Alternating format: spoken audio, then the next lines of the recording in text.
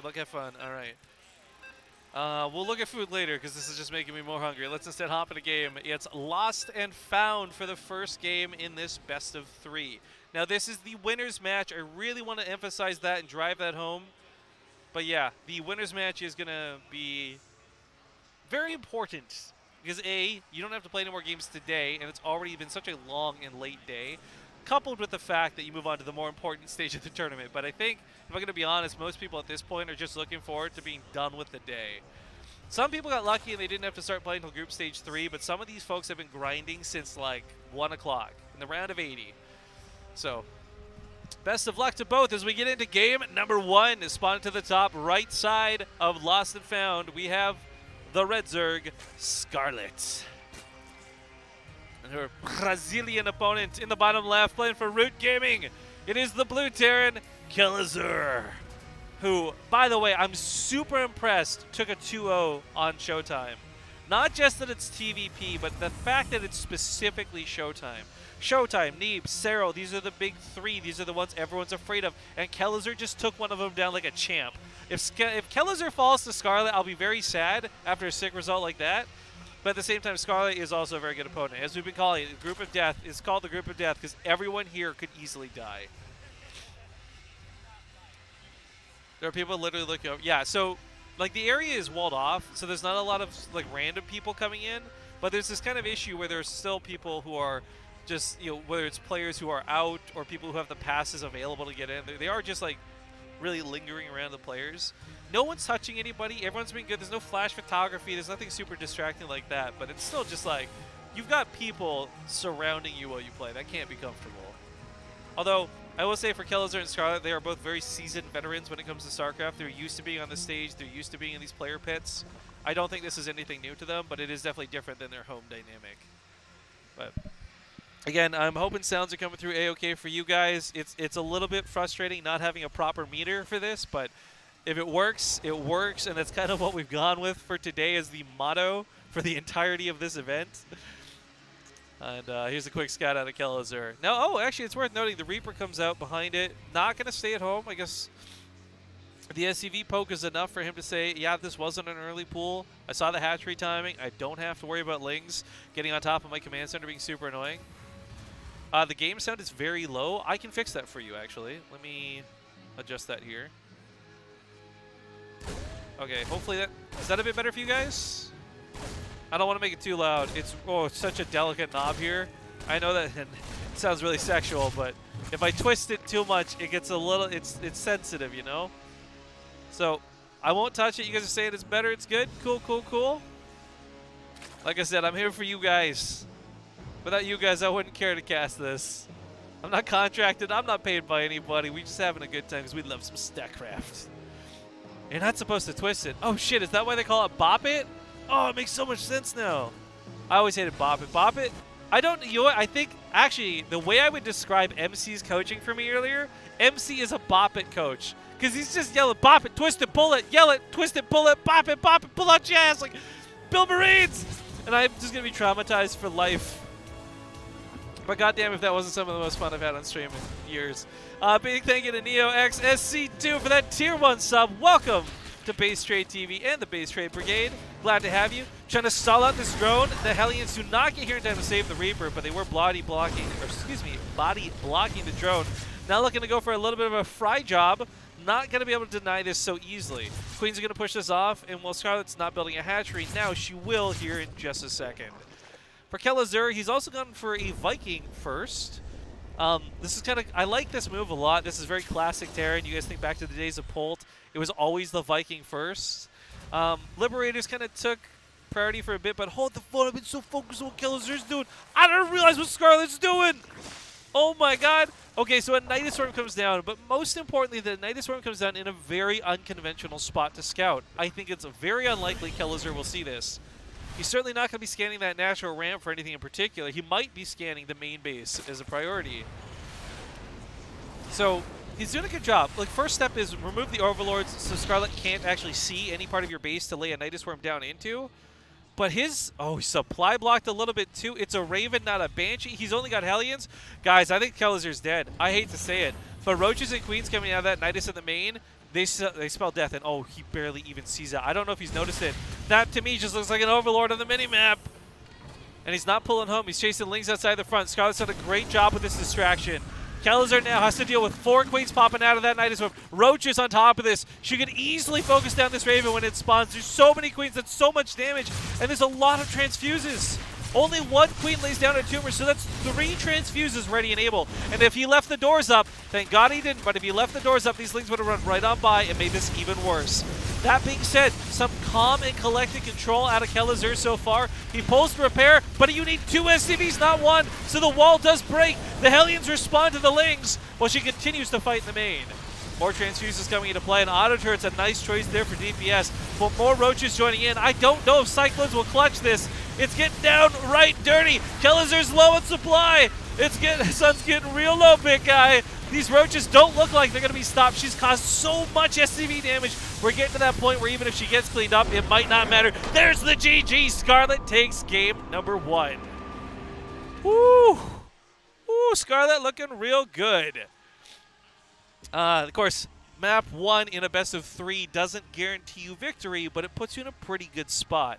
For Kelazhur, this is not where he wants to be for sure, and it sucks that he was countered just so dramatically by what she did. But it happens. It's got the weirdest like notification on my phone. Map number 2 is coming up here in just a sec. Try to get this invite. Give it a little plus sign. But yeah, that was a good Nidus play out of Scarlett. That was a really good Nidus play out of Scarlett. I don't know if that was something she was going to do no matter what, or if that's something she planned as response to what Kelazhur had done. But very, very good Nidus Worm. And that puts her now 1 game away from securing her place out of the group and into the actual bracket. Because this group, it's the last group stage. There's no more actual group stages, guys. It's this into the round of 16, and then tomorrow, like I said, I won't be casting tomorrow. All of the round of 16 should be up on the main stage, from what I understand.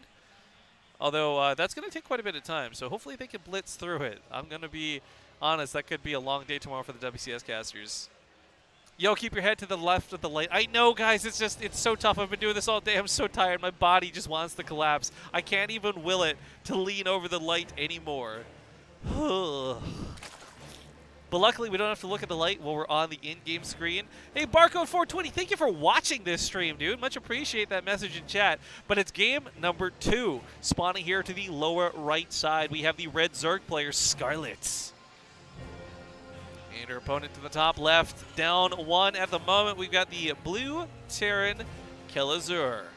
Now let's remember what this group looks like, because while we know the winner will escape the group and move on to the next part of the group stage, the loser still has to go for either what is possibly a rematch against Hearthstone or Showtime, depending on who gets through and who falls. Hearthstone and Showtime are currently playing PvP in that lower bracket, and we had Hearthstone on for a bit of an interview earlier. If you guys missed it, hey, go back through the VOD. It's free. Check it out. Oh my God, Scarlett, you're so dirty.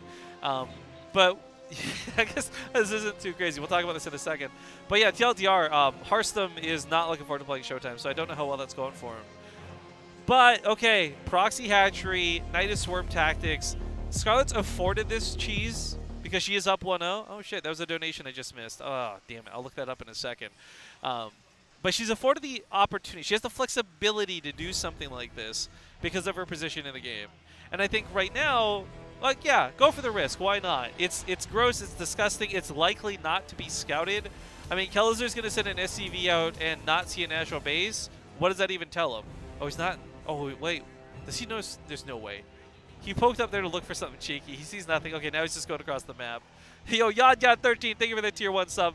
Appreciate having you on board, man. Welcome to the Base Trade Brigade. But, yeah, whether it's Spine Crawlers, whether it's Roaches, like, no matter what Scarlett does out of this, it's going to hurt Kelazhur if he doesn't scout it. And right now, he's going to be scouting this very, very late. In fact, to the point where this almost looks like a 1 base all in. It might. Oh, there we go. The Reaper confirms it. Okay. Okay, this is huge. So Proxy Ravager version of this, by the way, not Lings, not Spine Crawlers. Roaches and Ravagers are very deadly if you don't scout them. However, if you do scout them, then you usually have no problem just throwing up that bunker, for example, getting a Siege Tank or even Cyclones out behind this. I think Kelazhur should be okay. The question is whether she commits or, more importantly, overcommits. $5, by the way, came in from Kelazhur, and I got to meet this guy earlier. Very, very smiley guy. Says, let's go, Scarlett. Thanks for the cask. Oh, well, hey, man. If you're still watching Kelazhur, thanks for swinging by earlier, man. It was good to meet you. I always love meeting people from StarCraft, whether they're content creators, fans, or players. It's always all good. But yeah, the queen starts pushing. She's also getting that creep out pretty aggressive. It's very important this Overlord doesn't die to anything silly, or this one, even though there's a backup of a third one. High ground vision is the only chance she has to break this, and if she loses control, she puts the Overlord a little too close to the bunker, Cyclones lock on too much, like this all gets totally screwed. But while the command center is initially in a little bit of danger, this is actually good for Kelazhur. He wants her to waste time attacking this and not start the attack on the bunker. Now, it's going to take like upwards of 5 Ravagers to actually kill this bunker, so Kelazhur's got time to get that tank out. What's important, though, is there's a distinction here between putting the tank in siege mode and leaving it unsieged in terms of what you want to do for damage.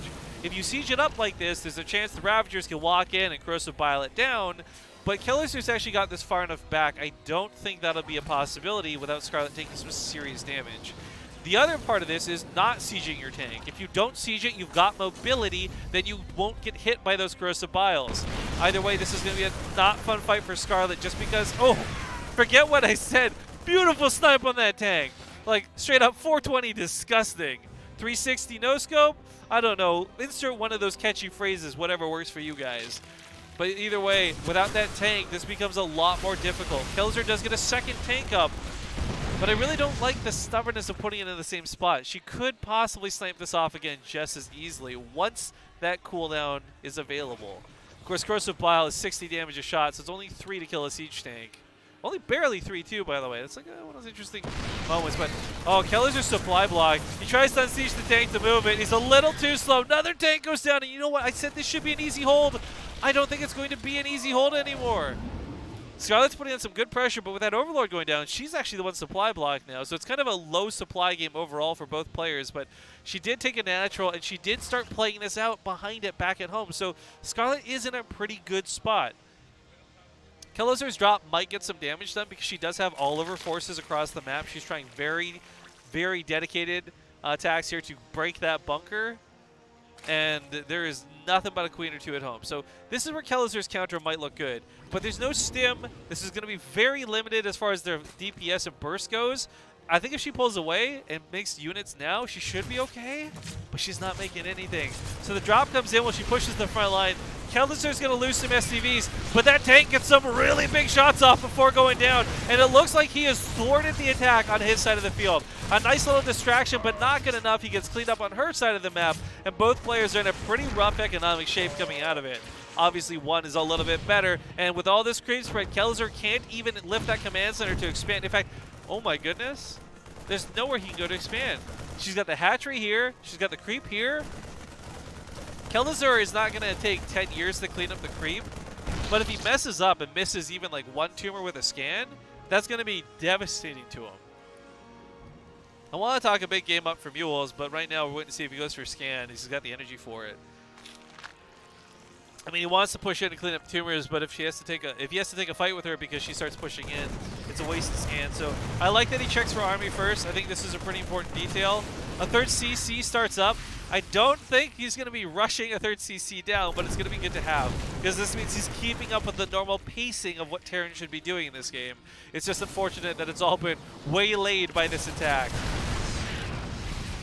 Oh, Crossabow's they got another siege tank. Not many Marines to work with. No stim. Still no stim. Makes us feel... Oh!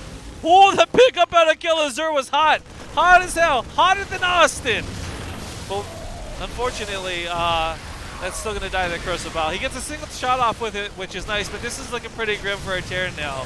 Without a siege tank, there's the good game ball point. Ladies and gentlemen, Scarlett will take this series 2-0, make it straight up into that round of 16. Woo, boy. Scarlett is looking good today. This means Kelazhur will fall not out of the tournament to fight the last part of the group, the finals match, which I think will be delayed for a little bit of time. So you'll have to wait for the winner of Showtime versus Hearthstone to arise, and then we'll have to see what's going on with the other guys. What's up, Kibbles? How you doing, man? You want to have a sit down? You want to do a mini interview?